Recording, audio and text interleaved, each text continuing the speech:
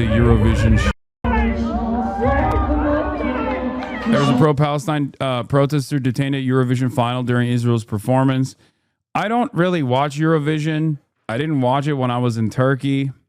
I'm not really all that interested in it, even though, I mean, and it's not even because I'm not, it's not even because I'm not a music listener per se. I just don't think it's, I mean, who cares? But obviously, Eurovision is now basically become an opportunity for Israel to try and do reputation laundering. And they do it by force. They do it through trickery and they do it by force. It's so clear.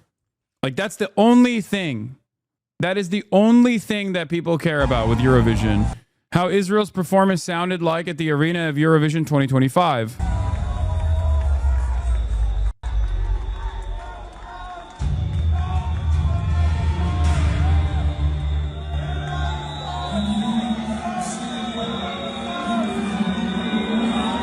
The entire arena was screaming. The entire arena was booing, making noise, not in a positive way, but in a negative one. And yet, obviously, the TV shut off the crowd noise. Not only did they shut off the crowd noise, but they made it illegal to bring Palestinian flags in. They apprehended people who were waving Palestinian flags. And also, Israel spent a shit ton of money doing marketing for this Eurovision process. And I assume a lot of people also, participated in. Eurovision. A lot of people also participated in this, like,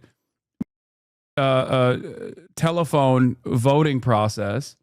Let's take a look at what the Soft Take had to say about Israel's participation in Eurovision. Song contest as of late, especially this year. And it's not just because of the wacky outfits. While Israel faces mounting accusations of war crimes and international outrage, I've seen so much. See, the general public actually likes Israel. You were just too online. Yeah, that's not the case. But the reason why they're doing that, the reason why they did that is so they can say that. The reason why pro-Israel people are like freaking out about this and saying like, look at how wonderful this is. The world actually loves Israel, is because they want to create this air, this presence that like the world doesn't despise Israel. They do. Make no fucking mistake. They do. You in this community are infinitely closer to the average person's perspective on Israel's death and destruction campaign in Gaza than whatever the they tried to present here. They're still being given a global stage to rebrand themselves. Not through politics, but through dance and song. The good old move of art washing, when a nation uses culture, art, entertainment to distract from the reality and downplay human rights abuses. In this case, Israel is using the glitz and glam of Eurovision to present itself as the underdog, the victim, the voice of peace, all while carrying out atrocities in Gaza. Israel's contestant they've put forward this year is Yuval Raphael, an actual survivor from the Nova Festival attack. Hello Eurovision fans, my name is Yuval Raphael and I will be representing Israel in the next Eurovision.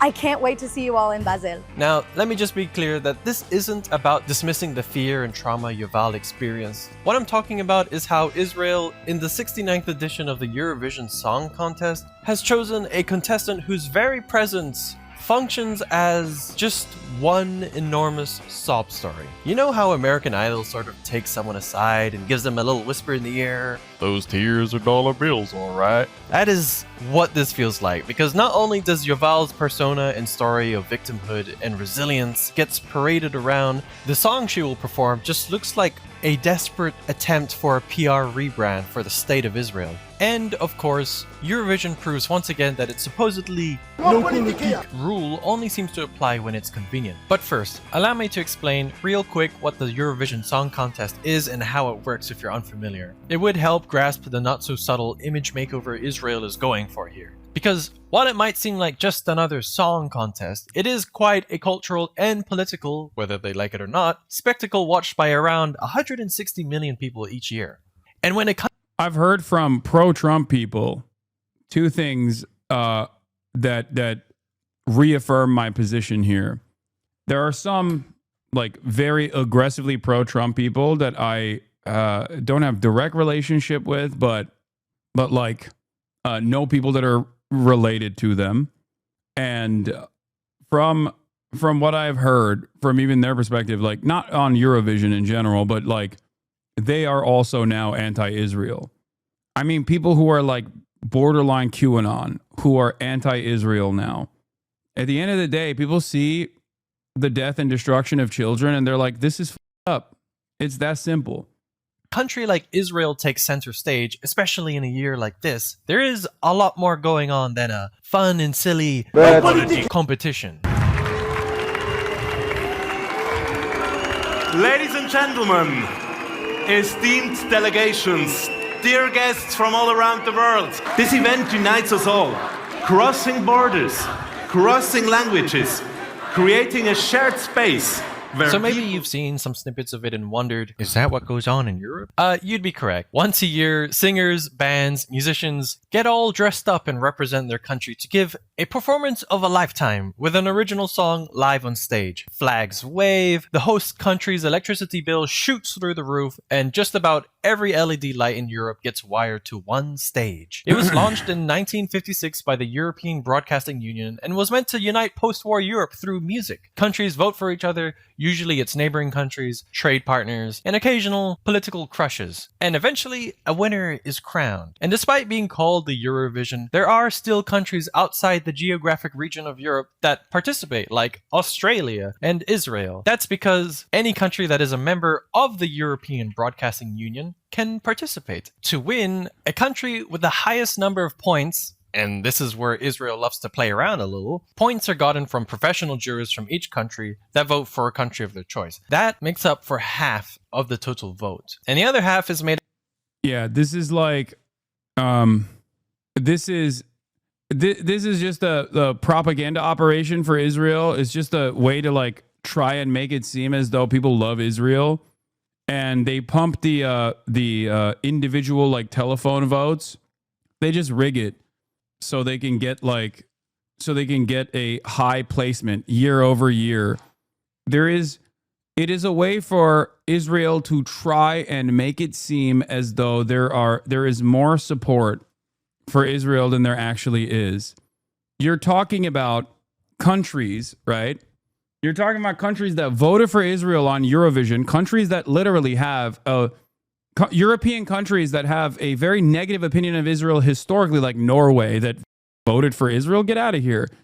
There was a historic number of people to the tune of 100,000 plus that marched to The Hague today in the Netherlands. Okay? It's not real. It's just completely rigged. And we just have to sit there and act like this is something that matters. Yeah, from what I understand, Eurovision is sponsored by Moroccan Oil, which is an Israeli company as well. Fans voting through paid texts or phone calls, where individuals can vote for a maximum of 20 times. And like I said, this is the part where Israel can demonstrate its strong solidarity, turning bloodshed into ballads, headlines into harmonies. הקהל ריגש אותי בצורה שאני פשוט רציתי לבכות, כי הייתי כל כך מוכנה לכאילו למלא בוז. ולא היה אחד ששמעתי רק לעזר, רק דגל ישראל. Yeah, this is during her performance. And not only were they booing her the entire time, the way that they televised the broadcast, they shut off the crowd noise and pumped in, from what I understand, fake crowd noise of cheers. This is the rehearsal, not the finals. Because when it came to the public vote for Israel in Eurovision 2024, just 7 months of responding to October 7th with a genocide, Israel received 323 public votes. Yeah, the UK commentator said it's a mixed reaction. Not sure what you're hearing at home. Not only that, but also the Spanish broadcaster, the European Union Broadcasting Union, has threatened... Hold on. Why can't I pause this video? What the f is wrong with Twitter, man? The European Broadcasting Union has threatened to fine Spain's state broadcaster if its commentators reference Gaza during the Eurovision. It's a response after the Spanish commentators remembered Gaza when Israel's song was being introduced during the semifinal. Según Naciones Unidas. They will rise. Este año Radio Televisión Española ha solicitado a Eurovisión un debate sobre la participación de Israel en el festival. Yeah, they're saying that they reference this year Radio Television Española has requested to Eurovision a debate on Israel's participation in the festival. The victims of the Israeli attacks in Gaza now exceed 50,000, and among more than them, 15,000 children, according to the United Nations. This is not a petition against any country. It is a call for peace, justice, and respect for human rights in line with international human rights. So, this was the Spanish graphic before the show started. When human rights are at stake, silence is not an option. Peace and justice for Palestine. Yeah, bad move by them for posting that after being warned not to. Eurovision is not supposed to be political. Yeah. Dumbest guy on the planet. Belgium did something like this as well, with many tens of famous Belgian people who said they disagree with Eurovision and that they stand with Palestine. It's so funny because, like, I repeat this over and over again, but Israel, for many who refuse to pay attention to politics, I think they go, why do you care about Israel so much? But what a lot of people don't understand is that Israel is a perfect demonstration of what happens when something is unimaginably unpopular by the masses, but it's still being maintained at a time when, like, social media has exploded and democratized information sharing to a certain degree, with, you know, some negative consequences as well. But it's created this massive fissure between our institutions and our mainstream media operations in some respects in the United States of America, for example, or the BBC. It is directly placing the democratic wishes of the broader public, even in the Western world, at odds with the institutions of control, institutions of propaganda, and also our politicians. It is such an obvious fissure, a direct contradiction with the wishes inside of these nation states that are supposed to be the defenders of liberal democracy.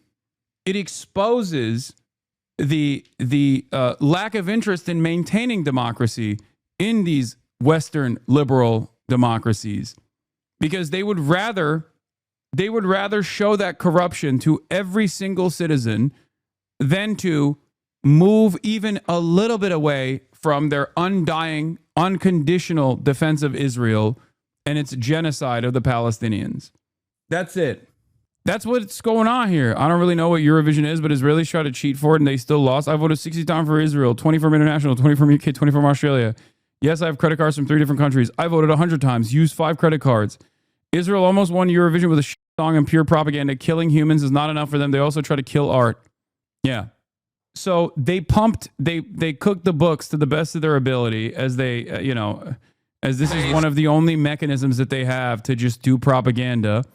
But here was even Graham Norton's take while this was happening. And I think the EBU will be breathing the largest sigh of relief that they're not faced with a Tel Aviv final next year. Yeah, the EBU will be breathing the largest sigh of relief that they're not faced with a Tel Aviv final. I was wondering why nobody was posting the clip of Graham Norton said at Eurovision. He had the audacity to say before Yuval's performance that the entry continues to be controversial, and he let the home audiences know that there was slightly a mixed response in the hall. That's it. On to song number 4 now, and it's the turn of Israel. Now, of course, their participation in the competition continues to be controversial.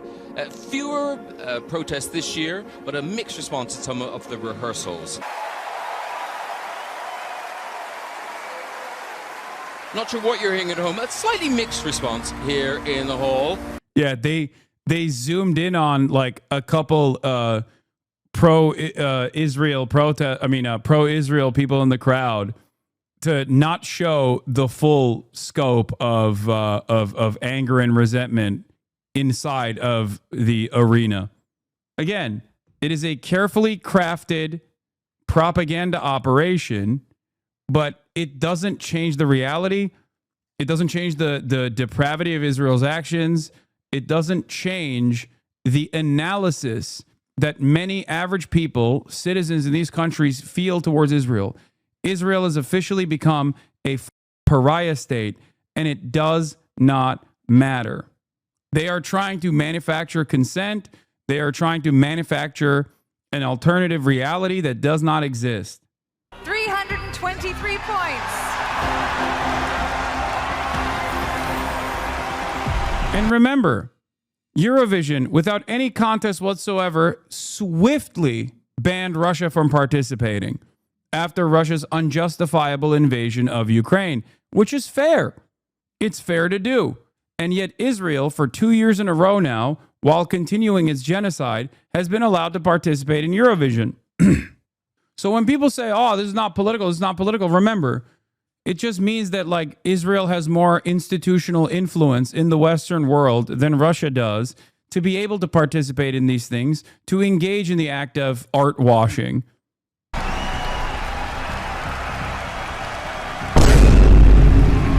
It seemed like their coordinated voting campaign worked out when using a song that frames Israel as the victim once again. It was honestly quite chilling to see how so many people voted for a country that has made Gaza to be the deadliest place on earth to be a child. And one could argue that maybe the performance was good. And to that, I just say no. So this is where things get interesting, because while Eurovision claims to be strictly non-political, the reality is that voting patterns and even song choices, especially in Israel's case recently, are often heavily shaped by politics. Despite massive protests, Israel put forward Eden Golan to perform in the Eurovision Song Contest. Wow, I'm over the moon about the results. We got everything we ever wanted, and the fact that we were here was already the winning. They actually didn't do it because of Russia's action. They did it because most countries were threatening to drop out. Their only reason for getting Russia out was because of loss of income from other contestants. Place for us. And protests, controversy, how have you sort of got through that? I was focused on my goal, on representing us with pride.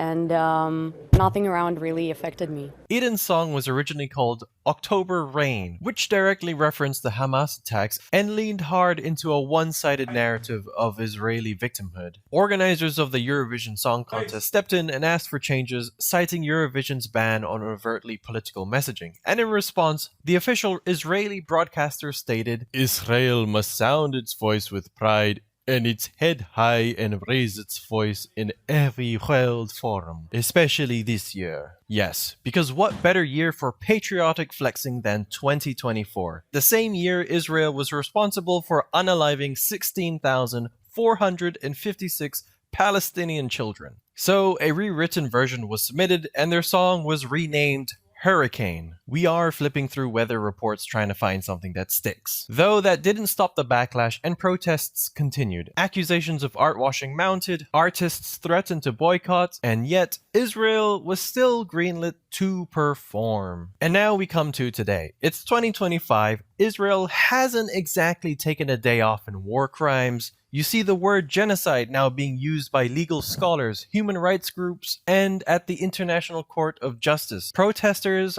are still protesting. And despite all of this, Israel is once again taking part in Eurovision. Last year, they tried to sneak in a song about the October 7th attacks, but that didn't work, so now this year they put a whole Nova Festival survivor from October 7th to perform for Israel and remind the people on why they started their quest on committing a genocide. Try and deny us of that, European Broadcasting Union. And they seem to have managed to navigate the Eurovision ban on political messages within the song itself this time. The lyrics aren't political on the surface, but arguably promote a certain narrative. They're filled with vague messages about loss, light, and healing. Lyrics like, "Everyone cries, don't cry alone, all the pain will go by, a new day will rise." Lines like these lean into emotional recovery, which can resonate with national trauma or the mourning of war casualties. And while these are universal themes, in the context of Israel, they often align with narratives of victimhood, even though they're committing a genocide. Another part of the lyrics contains, "Many waters cannot quench love, nor can the floods drown it," which is actually a quote from a Hebrew Bible passage, Songs of Songs 8:7, which is apparently a powerful metaphor to express the unconquerable and indestructible nature of love. Did you think you would land in Bible class when you clicked on this video? And while the passage itself is a beautiful expression of love, singing this while a nation associated with that religious text is engaged in a war crime-riddled conflict that has cost countless Palestinian lives is bonkers. The juxtaposition of love and conflict is just bonkers, man. That's propaganda through poetry. Now, in contrast to that, Iceland's contestant in Eurovision 2019, a rock band called Hatari, was penalized for holding a Palestinian flag.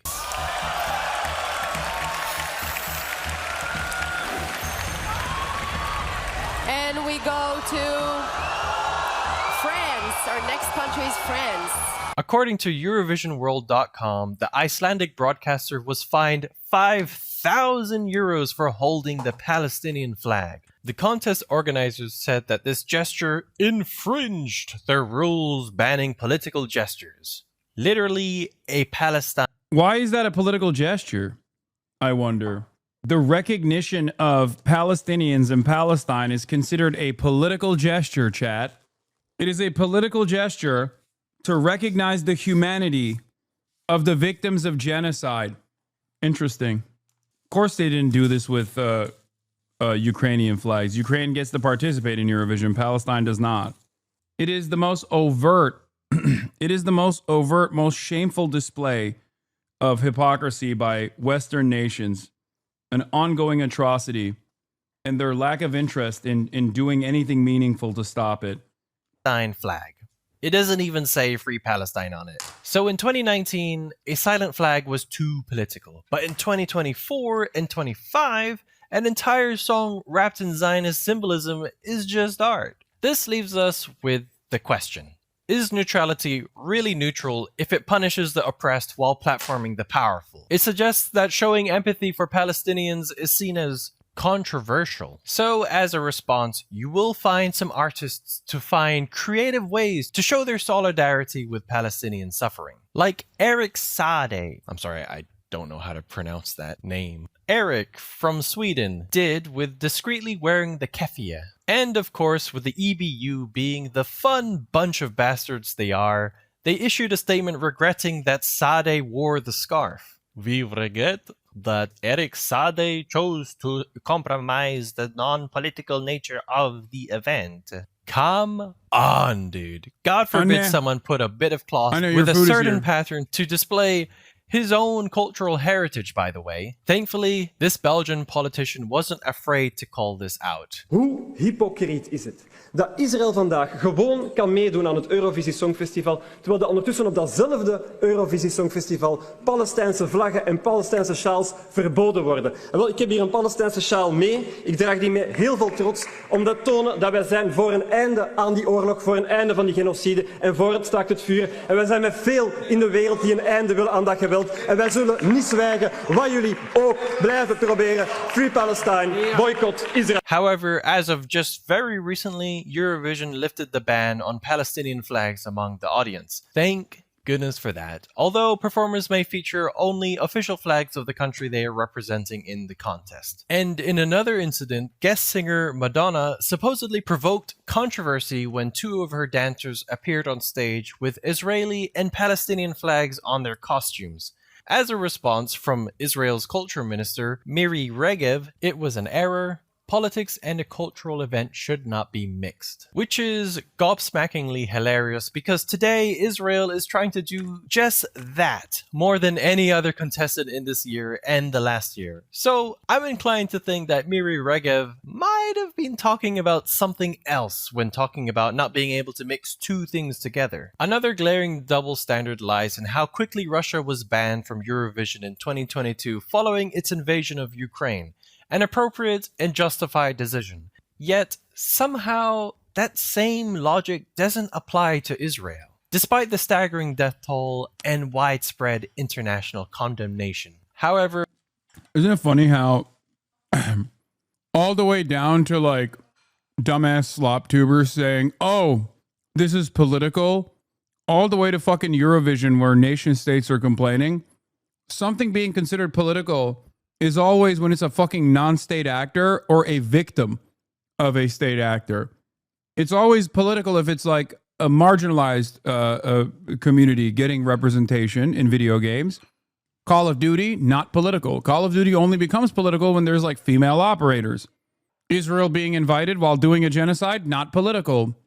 The mere mention of Palestinians, the victims of Israel genocide, political. Always the same principle, dude. Always. Thankfully, many people are not silent on the imbalance of justice here. Across Europe, there have been street protests, online campaigns, and growing calls for a boycott of Eurovision 2025. Over 70 former contestants and industry figures have signed open letters urging the European Broadcasting Union to take a stand. Yet, Israel remains in the competition. Why? Well, part of the reason why might be because one of their presenting partners is Moroccan Oil, an Israeli cosmetics brand, and has been an event sponsor since 2020. The official Eurovision site does have a part in their FAQ that's all about why Israel is still participating, and honestly, it would save everyone time if they could just be upfront and be like, guys, Moroccan Oil is a sponsor. Don't ruin this for us. Anyway, they put Voices Against Genocide in an impossible position where if you push back, suddenly you're the one trying to cancel a survivor of a terrorist attack. Consider watching something else tonight. Stay loud because your voice... Yeah, I don't care about that. Like, they're like, wow, you just don't want victims of the Nova attack to get a place. Like, yeah, I don't care. If their simple introduction to the event in and of itself is to launder the reputation of a country that's doing horrifying crimes on a daily basis, yeah, I don't give a shit. I don't care. What a cynical way to try and use identity politics like this. 61% of Eurovision fans in Britain said Israel shouldn't participate. 58% of all Britons, Israel shouldn't participate, shouldn't be allowed to compete. Eurovision fans, 61% said Israel shouldn't participate across the board. Ironically enough, seemingly Israel won all of these countries in the votes. They got like a shit ton of votes from all these different countries on the telephone votes.